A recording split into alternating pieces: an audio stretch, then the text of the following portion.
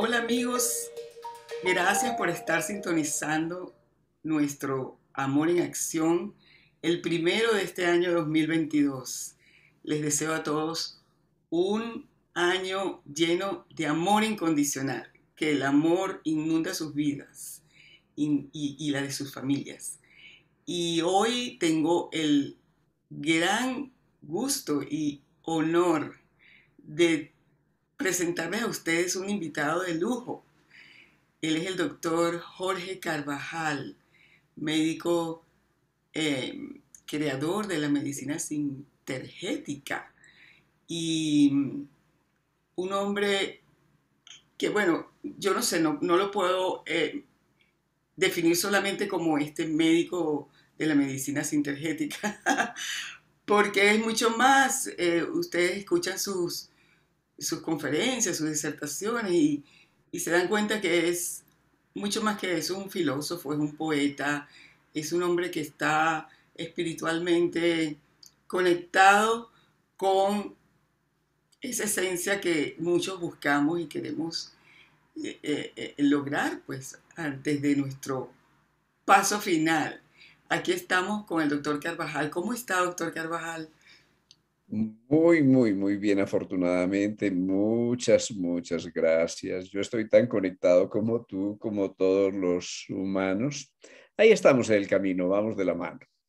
Sí, todos estamos en el camino, pero hay unos, como usted lo ha dicho, que han entendido que la muerte es algo, un proceso que tiene que ver con la vida más que nada. Entonces, por eso que quise conversar con usted tanto y ahora tengo esa fortuna, porque hay, usted ha explicado tan bien, tan maravillosamente bien esto que ha estudiado tanto sobre la muerte y la vida. ¿Qué nos podría decir como para introducir esta conversación? A ver, primero que yo amo la muerte, porque la muerte es la esencia de la vida. Porque si no amamos la muerte, no podemos amar la vida. Porque la muerte está ocurriendo cotidianamente, instante a instante, desde el punto de vista físico, desde el punto de vista de los ritmos circadianos, desde el punto de vista emocional, mental, es decir, que es un proceso tan cotidiano que realmente hasta que no aceptamos la muerte, no nos comprometemos con la vida, no disfrutamos la vida, que vivir no es huir de la muerte, no es esquivar la muerte, es tenerla permanentemente presente, porque realmente la muerte es un renacimiento, ¿no? Casi mujer que cuando nosotros nos morimos, es como si estuviéramos naciendo, ¿no? Es como si nos liberáramos de una prisión, la prisión del cuerpo, y liberáramos nuestro potencial hacia el alma. Y cuando nacemos, digamos, a eso yo lo llamo una pequeña muerte, ¿sí? El nacimiento tiene más connotaciones de muerte que la muerte, que es una liberación de la esencia de la vida. Pero ni nacimiento ni muerte son los dramas. Yo digo que son las dos orillas de un río maravilloso que es la corriente de la continuidad de la vida, que también es la continuidad de la conciencia. Así que radicalmente sobre eso yo pienso, yo siento, lo he vivido como médico, que la muerte no existe, ¿no? Que nosotros tenemos una cultura gris de la muerte, como si la muerte fuera el fin. Realmente la muerte es un ritual de paso, es un nuevo nacimiento, es un nuevo comienzo. Ahora, cuando usted dice que usted ama la muerte y tomando en cuenta que este programa, este espacio, lo mira mucha gente que está en duelo, ¿verdad? Que ha perdido seres queridos. Eh, ¿Cómo usted puede decir que ama la muerte? ¿Quiere decir que también ama cuando alguien muere? Está, ¿cómo explicaría eso a una persona que dice, pero ¿cómo voy a amar la muerte de mi hijo? No, por ejemplo. No se puede amar la muerte del hijo, ¿no? Yo no estoy hablando de la muerte de este o de aquel, que claro, me duele, pero el dolor no es lo contrario del amor. El dolor es un revelador del amor.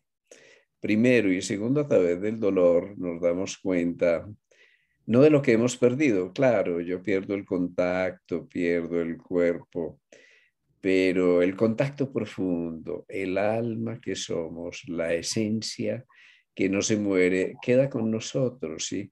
Si tú cierras los ojos y los proyectas a tu corazón, experimentas el amor y puedes ver su sonrisa y puedes ver lo bueno y lo bello y lo verdadero que ha quedado en ti. Entonces puedes cambiar la pregunta y amar al otro en la vida y en la muerte, en la continuidad de su conciencia. Esa es la comunión de los santos, o es la comunión de las almas, ¿sí? Y amarlo diciéndole, no me quedo con aquello que perdí, que es cierto que perdí y me duele, sino que me quedo con lo bueno, con lo bello, con lo verdadero que has dejado sembrado en mi corazón. Y con el hijo, claro, hay un contacto que va más allá, mucho más allá de la biología. Así que amamos la muerte en el sentido, a mí me gusta el sueño, ¿no? Pero el sueño es una pequeña muerte, ¿sí? A mí me gustan los finales del día, los crepúsculos son maravillosos cuando se muere el día. A mí me gusta terminar, eso es amar la muerte, concluir, acabar de dar este paso, acabar esta respiración, hacer punto y aparte, punto final, entrar en el mundo de la pausa. Así que es otra connotación de la muerte y esa connotación quiere decir que no es diferente de la vida, que en el ser que somos nada nunca, nunca se puede perder, que realmente, Elizabeth, no nos morimos. Nos bajamos de la mula diciéndolo en términos coloquiales y nos montamos al avión. Cambiamos nuestro modo de presente, pero quien está presente, el alma nunca se va, nunca se pierde, sí. El alma es presente y es presencia permanente. Y en ese sentido podemos vivir la muerte de otro modo. No es la muerte, es nuestro modo de vivir la muerte, es nuestra cultura de la muerte. Hay culturas que no son tan primitivas, que realmente son sabias y son avanzadas, que viven la muerte como una celebración, como una festividad, como un viaje, como una oportunidad para la continuidad de la conciencia, que honran la muerte y los muertos, que celebran, digamos, los rituales de la muerte en el Día de los Difuntos o el Día de los Muertos.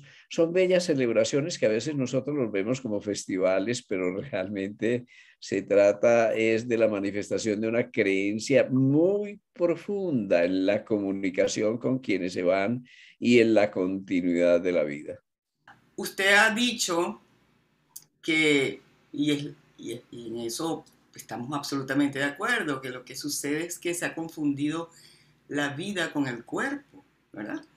O sea, se ha asociado la vida al cuerpo, y eso es una gran confusión del ser humano, ¿no? Usted, imagínese, y usted que es médico y que conoce tanto sobre el cuerpo, este, esa creo que, pienso igual que usted, que es lo que a nosotros nos confunde con esto de las pérdidas, entre comillas, de nuestros amados que se van, ¿no? Sí, ¿cómo es que el doctor Carvajal llegó a todo este conocimiento tan, bueno, no me va a explicar tantos años de experiencias y de estudios, pero ¿qué fue lo que a usted lo lleva a afirmar con tanta certeza de que la muerte no existe? A ver, la primera gran experiencia, yo soy el segundo hijo de una familia de 11.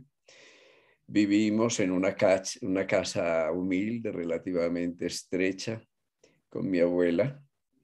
La abuela, antes de morirse, se me apareció, sí. Y cuando yo llegué de nuevo a su lecho, me mira con ojos de ternura y me dice, ¿te dio susto?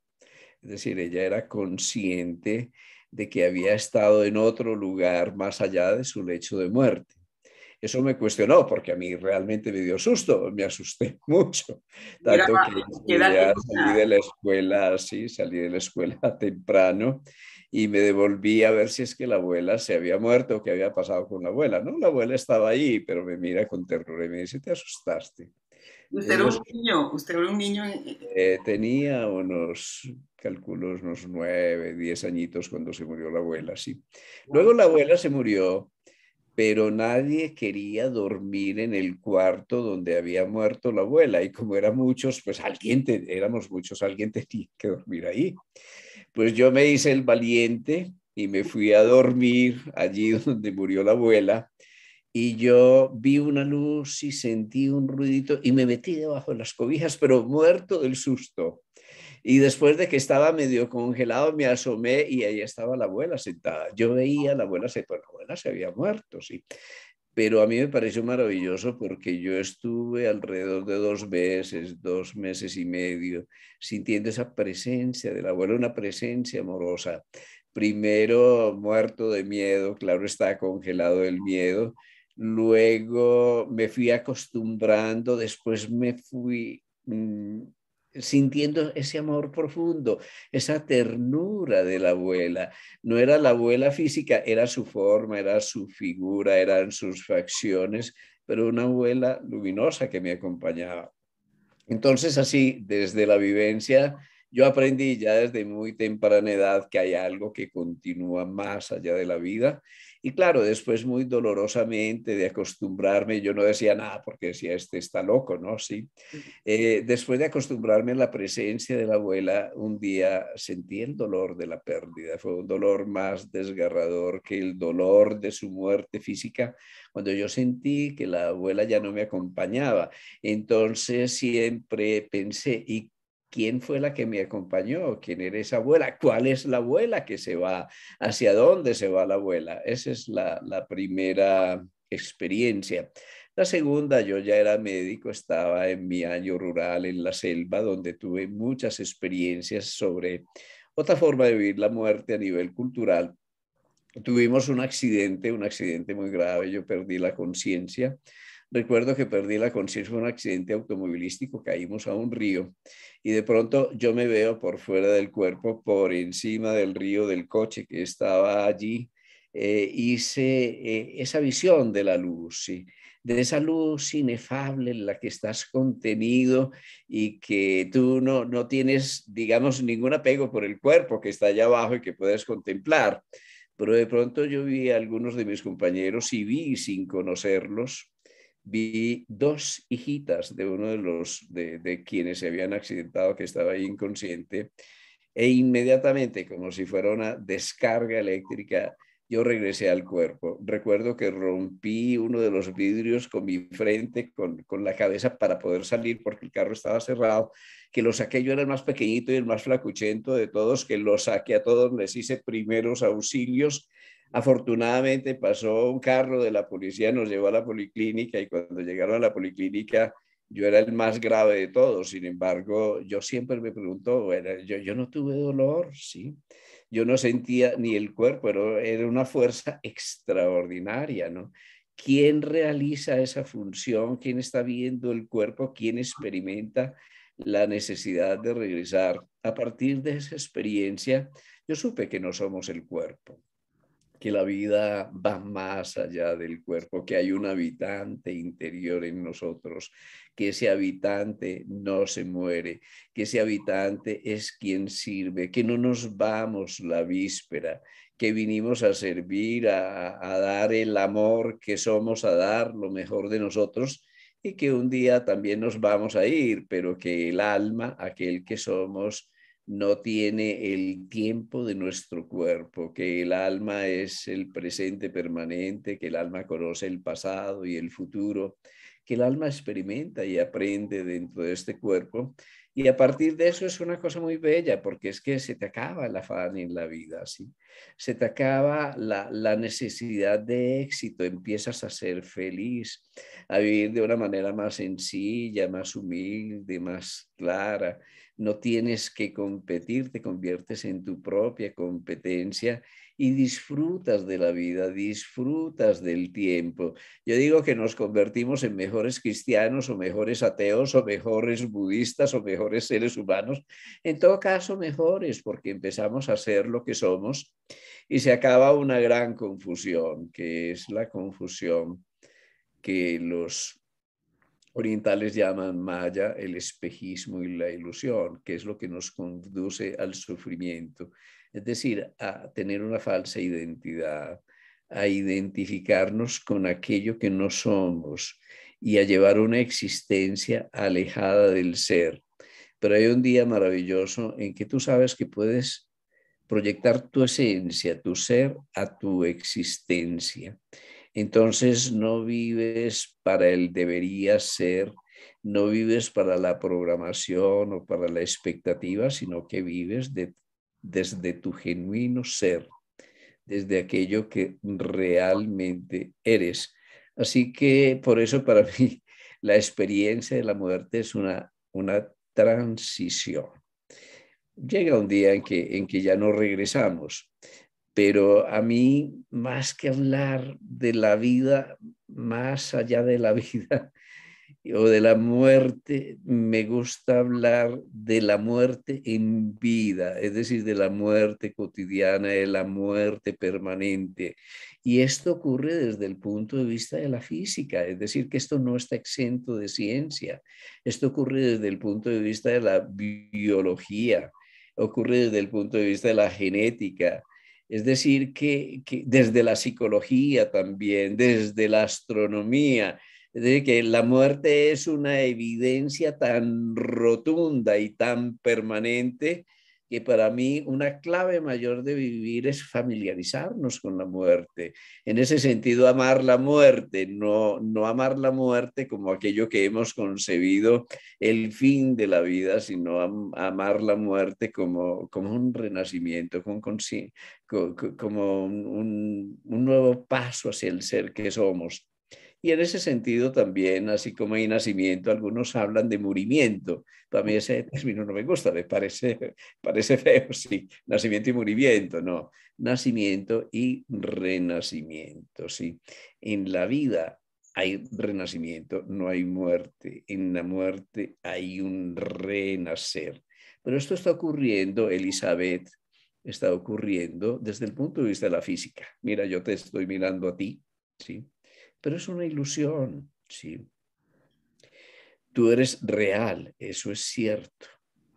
Pero si yo penetrara como científico hasta el fondo de tus átomos y tus moléculas, yo sé que estás hecho de partículas, estás hecha de partículas subatómicas. Pero si yo persigo esas partículas subatómicas, esas partículas desaparecen instante a instante. ¿Y a dónde se disuelven? Se disuelven en el campo cuántico. El campo cuántico es el vacío, pero el vacío es la totalidad, es la totipotencialidad, ¿no? Esa es la paradoja. El vacío es aquello que está asociado al Big Bang, ¿no? Todos procedemos de la nada, pero la nada, el vacío es la plenitud, es todo el potencial y todos emergemos desde allí. Entonces, instante a instante, las partículas subatómicas se disuelven en el campo cuántico y vuelven a emerger. O sea que instante a instante tú desapareces y vuelves a aparecer. ¡Qué magia! Los órganos de los sentidos me engañan porque yo no estoy viendo eso. Pero ¿dónde estás tú en el instante en que tus partículas subatómicas se disuelven? Tú estás en el campo cuántico, eres no local, estás en el universo. ¿Y desde dónde regresas? Desde el universo. Mejor dicho, tú eres universo y eso es lo que ocurre con la muerte. Tú tú regresas a la totipotencialidad del origen, al no tiempo, al no espacio. Ese tiempo es espacio, sin espacio es el espacio-tiempo del ser, de tu ser. Así que por eso te digo, yo amo la muerte, porque la muerte es la condición de la vida, porque es el principio de la vida, porque la vida es un constante renacimiento, ese constante renacimiento implica el nacimiento y la muerte, pero el nacimiento y la muerte realmente son dos orillas de una corriente permanente que te conecta al universo y que es el río de la vida. Pero eso desde el punto de vista de la física. Si nosotros avanzáramos en la biología es una maravilla, tú estás hecha de muerte. Miles de millones de células tienen que estar muriendo permanentemente. Hace unos segundos estamos hablando, unos minutos, y muchas de las células que tú y yo teníamos cuando empezamos esta charla ya desaparecieron, felizmente, porque cuando las células envejecidas se mueren, eso no es la muerte, es la renovación, eso da la posibilidad de que el organismo regenere, haya el proceso de regeneración y de gestación de nuevas células y además el proceso maravilloso de desintoxicación, ¿sí? Cuando hacemos la pausa, cuando llegamos a la muerte, cuando dejamos de comer, cuando entramos en esa pausa, automáticamente el organismo empieza un programa de regeneración y un programa de limpieza. O sea que nosotros tenemos dos tipos de muerte biológica, una muerte violenta, una muerte triste, terrible, maloliente, que la llamamos la necrosis, donde las células simplemente se hinchan, se estallan y liberan sus toxinas, se inflaman, ¿sí? O tenemos otra muerte que es una muerte que se llama la muerte celular programada, esa es la apoptosis, donde las células en lugar de hincharse, se encogen, se repliegan sobre sí mismos, liberan sus nutrientes para darle a otras células, liberan su espacio y en ese momento en que hay muerte celular programada, afortunadamente viene un programa de reparación celular, de génesis de nuevas células, de regeneración y así el organismo se está renovando. Muchas enfermedades, lo sabemos en medicina, son un fracaso de la muerte, es decir, cuando un grupo celular no se muere, ¿sí? Cuando las células envejecidas se acumulan, hay enfermedades degenerativas o hay cáncer. Un grupo de células con cáncer son un grupo de células que se pueden reproducir permanentemente si tienen el sustrato se roban el propio sustrato del cuerpo, es decir, que se niegan a morir. Y por eso me digo, clave mayor de la vida, aceptar la muerte. No ocurre la víspera, no. El alma es quien corta el hilo de la vida, la corriente de la vida que desemboca en el corazón.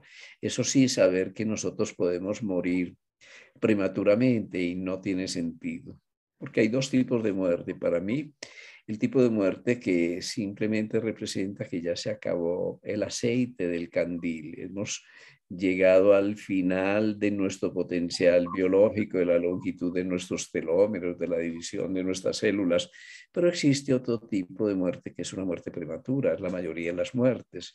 ¿Por qué? Porque no sabemos vivir, por la forma como vivimos, cómo nos aceleramos, cómo nos confundimos, cómo confundimos la vida con el placer, el poder y el sentido. Entonces, y los sentidos, y entonces perdemos el sentido de vivir y perdemos el sentido de vivir porque consagramos esta vida que es sagrada a las cosas. Y yo me digo, invertimos el propósito de la vida y así vivimos mal porque estamos confundidos. Entonces yo vivo para el cuerpo, eso no tiene sentido, no, pero puedo consagrar el cuerpo a lo que es sagrado, la vida. Eso sí está lleno de sentido, es decir, que yo utilizo este cuerpo como un maravilloso instrumento de la vida y por eso lo cuido y por eso lo tengo sano, ¿sí? De la misma manera que yo tengo un coche y una cosa es vivir para el coche y otra cosa es utilizar el coche para vivir. Yo no puedo vivir todo el día pendiente de que el coche esté limpio y esté muy bonito. Lo tengo en condiciones adecuadas para disfrutarlo. Este es un vehículo para disfrutar la vida, pero no es para sacrificar y encerrar la vida en este vehículo y confundir la vida con el cuerpo, que es la primera confusión, a eso lo llamamos Maya. La segunda gran confusión, que es conocida como el espejismo, es vivir para el placer. Y ahí tenemos una confusión mayor. Es que creemos que más placer es más felicidad y eso no es cierto. Frecuentemente más placer representa dependencia, adicción, ruina, aún desde el punto de vista del sistema inmunológico. Lo sabemos por todas las adicciones. Así que cuando consagramos la vida a las emociones placenteras, estamos sacrificando la vida. Pero si nosotros, en lugar de vivir para el placer, disfrutamos de la vida, tenemos el enorme placer de vivir, entonces ya resolvemos el tema de muchas enfermedades, porque muchas enfermedades, obviamente aún enfermedades mortales, tienen relación con nuestro campo emocional, con la manera como nosotros vivimos, por la manera como nosotros vivimos las emociones, ¿sí? Y en tercer lugar, el misterio del poder. Uno cree que uno vino a sacrificar la vida al poder, es decir, a tener dinero, a tener reconocimiento, a tener fama, a tener gloria, a tener éxito. Y no es cierto que el éxito sea felicidad. Muy bueno que seamos exitosos, pero si somos exitosos e infelices o hacemos infelices a nuestra familia, estamos atentando contra la vida. Y esto es muy importante porque mira que estamos hablando de tres dimensiones. Una, la dimensión física del cuerpo. Otro, la dimensión astral, que es la dimensión emocional. Y otro, la dimensión mental, que tiene que ver con la posibilidad de conquistar el poder. Cuando nosotros integramos esas tres dimensiones, morimos a lo que no somos, no nos confundimos. Esa es una muerte. Yo digo que yo amo la muerte del morir al no ser para al fin de cuentas ser aquello que somos desde una persona, desde una personalidad integrada. Y cuando la personalidad es integrada, eso es una maravilla. Rescatamos la inocencia, hay transparencia, hay gratitud, hay alegría, hay gracia, hay comunión interior. Y en esa personalidad integrada, a través de esa personalidad donde ya hay honestidad y transparencia, pasa la luz del alma, es decir, se revela la radiactividad de ese ser interior que te habita, de esa chispa de Dios que vive dentro de ti y podemos vivir como vale la pena vivir espiritualmente. Sí, ay no, la verdad es que me podría quedar aquí escuchándolo y en vez de entrevista, pues una gran conferencia que usted nos está dando. Gracias de verdad con todas estas explicaciones maravillosas que, que usted ha podido a través de los años concluir. Y también quería decirle, preguntarle, esas experiencias, am, por ejemplo, esa experiencia fundamental que usted tuvo de salirse del cuerpo en, en un momento dado y volver al cuerpo, fue determinante para cambiar su perspectiva de la medicina para llegar a esto que ahora, como lo dije al principio, el doctor es creador de la medicina sintergética, que se ha denominado como una, alguien lo llamó, leí ese concepto de la medicina del alma. Este, tuvo que ver eso, usted cambió su perspectiva de lo que es la medicina en sí. Claro que sí, no, yo amo la medicina, amo la ciencia, amo a mis colegas. La sintergética es un nuevo modo de ver la medicina, que incluye la medicina, pues la medicina convencional, las medicinas complementarias, los sistemas médicos, las grandes cosmovisiones del mundo. Y digamos que la vida tiene todo el colorido del arco iris, es decir, que hay razas, hay etnias, hay culturas, hay cosmovisiones que tienen una manera de afrontar el mundo diferente, pero esas diferencias son nuestra belleza. ¿Sí? Yo creo mucho en las diferencias, ¿sí? Empezando por mi casa, porque mi mujer es totalmente diferente a mí. Yo por eso le digo que las mejores parejas, yo llevo ya más de 44 años con ellas, las mejores parejas son disparejas, ¿no? Entonces, este mundo hecho de diversidad, hecho de diferencia, implica que es que no hay una sola forma de morir, ¿no? Que hay tantas formas de morir como personas que mueren, hay tantas formas de meditar como meditadores, hay tantas formas de vivir la humanidad como seres humanos. Así que cuando nosotros entramos en esa perspectiva de no juzgar, de no criticar, de no separarnos, de aceptar las diferencias, de salir del mundo estrecho del intelecto y no pretender tener la razón, de partir del amor, de la paz del corazón, de saber que en esta corriente de la vida cabemos todos y todos somos necesarios. De ahí partió de esas experiencias sobre la vida, la muerte, pero sobre todo de la experiencia en el mundo de las comunidades, entre comillas, primitivas, las comunidades selváticas, entre los indígenas, entre las poblaciones negras de origen africano en Colombia, en la selva. De todas esas experiencias yo me di cuenta que la ciencia es apenas un aspecto muy bonito, ¿sí? Pero que una ciencia con conciencia, una ciencia con humanidad, una ciencia con espiritualidad, una medicina con alma, es lo que nosotros necesitamos. Así que el propósito, después de pasar por muchos lados, porque yo pasé por el campo de las medicinas oficiales, luego de las medicinas complementarias, de muchas tendencias, me di cuenta que todos tenían algo de la razón y pretendían tener la verdad, pero es que la verdad es relativa, la verdad es íntegra, es integral, la verdad es multidimensional y eso me llevó a pensar en el paradigma cuántico, es más complejo. El paradigma cuántico es que aquello que observamos depende de nuestra postura como observadores. Si yo te observo a ti desde muy cerca, no te veo, veo tus lunares o tus defectos, pero a ti no te puedo ver. Pero si te observo de muy lejos, tampoco te veo. Entonces siempre hay una correcta distancia para ver tu integridad, tu totalidad. Así que si nosotros como médicos o terapeutas somos observadores, ¿cuál es la distancia para que yo te pueda ver a ti, Elizabeth, integralmente? ¿Sí? Para que no veas solo tu cuerpo físico, sino tu campo de energía y lo tenga en cuenta.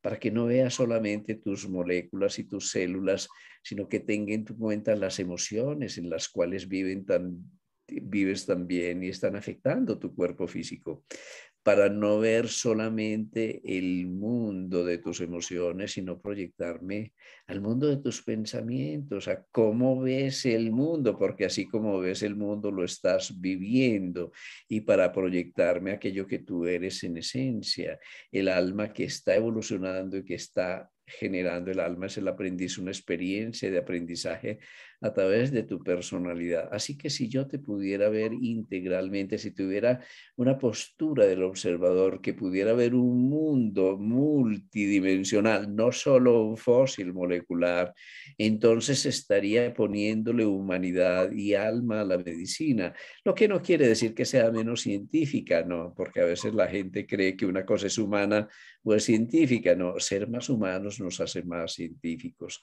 ser más científicos nos hace más humanos. Y si nosotros tuviéramos en cuenta el acervo, la cosmovisión de las grandes tradiciones médicas del mundo, tradiciones que tienen más de 5.000 años y que siguen vigentes, entonces con mucha humildad nos tendríamos que decir, no hay nada nuevo bajo el sol, ¿no? La ciencia es realmente una forma de ver el mundo, pero no es la única forma de ver el mundo. Y cuando a la ciencia le sumamos la conciencia, cuando cambiamos una cosa muy importante, la dimensión de la vida, ¿qué es la vida que queremos sanar? Ya sabemos que la vida no es el cuerpo, así que es ensanchar nuestra visión de la vida, nuestra visión de la biología. Cuando así tenemos una perspectiva más amplia, la tenemos más humana, y cuando es más humana, tenemos en cuenta una cosa muy importante, Elizabeth, en ti, en todos nosotros, hay un sanador, sí, está el alma. Un doctor es el que enseña, doctor viene de doxere viene de enseñar. ¿Cómo hacemos nosotros para enseñarles a nuestros pacientes a manejar su instrumento, esta nave espacial única que llamamos el cuerpo, a manejar sus emociones, a aprender a procesar sus pensamientos, a manejar su alimentación, sus ritmos, sus pausas, su ejercicio, su sueño, para que sean autogestionarios de la salud? Bueno, eso es la sintergética, esa es la propuesta. Y también cómo hacemos para tener otra dimensión de la vida y la muerte, de la enfermedad y del dolor, porque la enfermedad es una condición de la salud. No hay un solo ser humano que no tenga incubando ya 2 o 3 enfermedades desde que nació, ¿sí? Así que la enfermedad es un hecho en la naturaleza, en la vida es un maestro del que también podemos aprender. Entonces, ¿cómo podemos concebir la salud de otra manera? La salud no es ausencia de enfermedad, la salud es integridad, y esa integridad es que tú resuenes armónicamente con todos tus instrumentos, desde el director de orquesta. Hay un director de orquesta en ti que maneja todos los aspectos de la personalidad y todos los instrumentos. Y cómo puedes mantener la continuidad de la conciencia para que la muerte sea realmente lo que es. No lo vivamos desde el temor desgarrador y la incertidumbre, sino desde esa certeza interior que la vida continúa, que cambiamos de dimensión. Ay, qué belleza. Mire, doctor, también lo escuché a usted decir en algún momento que los médicos en general, ¿no? Eh, abandonan a sus pacientes en el momento de la transición, o sea, ya cuando son enfermos terminales, pues ya como que hay la palabra a lo mejor no es abandonar, pero es como que es, usted explicaba que ese momento de la transición también necesita de ese médico, ¿verdad? Porque Claro es que un punto sí. muy importante. A mí me encantaría que usted desarrollara un poquito ese concepto. Sí, nosotros tenemos un momento muy intenso, sí, que es el momento de la muerte. ¿Qué nos llevamos a la muerte? La vida. Por eso hay un refrán que dice, que es muy sabio, un dicho popular que dice: cómo se vive, se muere, ¿sí? ¿Cómo nos preparamos para la muerte? Viviendo. Es bien importante. ¿Y cómo nos preparamos para la vida? ¿Cómo vivimos? Sabiendo que la vida es ritmo. ¿Y cómo vivimos el ritmo? Reconociendo las pausas. Todo ritmo está hecho de pausas. A la pausa en un ritmo es lo que llamamos la muerte, ¿sí? Así que si tú sabes poner punto final a este día, a este paso, a esta palabra, a esta frase, a este párrafo, si tú sabes poner punto final a esta acción, a esta respiración, si expiras completamente, entonces te renuevas. Esa es la clave mayor. Pero imagínate que todos estos pequeños procesos de muerte y renacimiento cotidiano de toda la vida se sumaran y tuvieran la intensidad, la profundidad, la densidad del momento de la muerte. Comprenderías la importancia de ese instante de la muerte o de ese proceso del morir. Entonces podrías acompañarnos con temor, porque hemos hecho a veces de la medicina una lucha contra la muerte y casi que ver la muerte como un fracaso, ¿no? La muerte es también una sanación, es una liberadora, ¿no? Cuando este cuerpo cansado y viejo ya no puede soportar el proceso de aprendizaje del alma, nos retiramos, pero si ese retiro es un retiro más consciente, más luminoso, más amoroso, obviamente en nuestro viaje vamos a tener un equipaje mucho mejor para seguir adelante. Hay una cosa muy importante, es que el hecho de la muerte es un templo, es un lugar sagrado, no importa dónde tú te mueres. Quien ha vivido el proceso de la muerte desde adentro, quien lo ha acompañado no dramáticamente, no luchando contra la muerte, sino realmente compartiendo en silencio desde el corazón, sabe que está ante un maestro, ¿sí? Aquel que se muere se convierte en un maestro, o se convierte en un maestro no su cuerpo, sus emociones, su pensamiento, sino que está en contacto con esa maestría interior que es el alma, con el mundo débico, con el ángel de la guarda, con el ángel de la presencia, no importa el nombre que le demos, estamos en contacto con esa entidad sagrada. Así que cuando estamos allí, ni siquiera es que le estamos ayudando al moribundo, el moribundo nos está ayudando a nosotros, eso es liberador, es sanador, hay un momento sublime de contacto en el proceso del morir, de contacto con el alma, en que ellos cambian, cambian su mirada, cambian su actitud frente a la vida, en que surge cuando tienen la oportunidad de hablar, en que surge una instancia de sabiduría desconocida. Yo vi grandes amigos míos morirse, pude acompañar a mucha gente en el proceso de la muerte, pero a mí lo que me maravillaba es de dónde surge todo esto que va más allá de la memoria, más allá del sentido común, de dónde surge ese potencial de amor incondicional, surge del alma. Hay un momento sagrado en el proceso de morir, que es el momento de la renuncia, de la entrega, de la plena rendición, en el que ya no hay lucha, no hay condiciones externas en que se abandonan. Es muy bonito porque a veces hasta los médicos creemos que es que se están mejorando, ¿no? Pero las familias saben muchas veces que ellos se mejoran para irse, que de pronto comen o conversan, no están más conscientes y hasta se despiden y aconsejan y son llenos de buen humor. Es que cambia, hasta el sentido del humor cambia cuando eso ocurre, que es muy bonito. Hay un pleno contacto con el alma y ese pleno contacto con el alma hace que el miedo cese, ¿no? Y cuando cesa el miedo, cuando cesa el temor por una vivencia, eso es por una experiencia, no es por un discurso externo, es por una experiencia, entonces se libera el potencial del amor, porque lo único que mantiene congelado el amor es el temor. Sí, volvemos a lo de siempre, que el amor es la fuerza principal que hasta puede neutralizar el miedo o el temor, que es su opuesto, ¿verdad?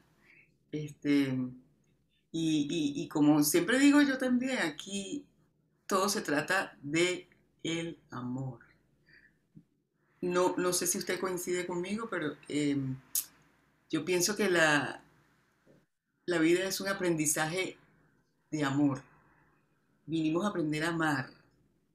Usted lo ha dicho muchas veces también, la vida es un aprendizaje. ¿Pero un aprendizaje de qué, doctor? ¿A qué vinimos a aprender aquí? A ver, si a mí me hubieran enseñado esas cosas cuando estaba en la escuela, habría sido maravilloso porque me había ahorrado 40 años, ¿sí? Digo, Sí, pero es que la vida es muy simple, ¿no? Nosotros todos como seres humanos, unos de uno y otros de otra manera, vinimos a aprender tres cosas, tres grandes cosas. sí, Primer gran aprendizaje es la comprensión amorosa. Es el amor, sí, pero amor con discernimiento, amor inteligente, amor exigente, amor con claridad, no amor blandengue ni amor dependiente, no, amor liberador, porque el genuino amor es liberador.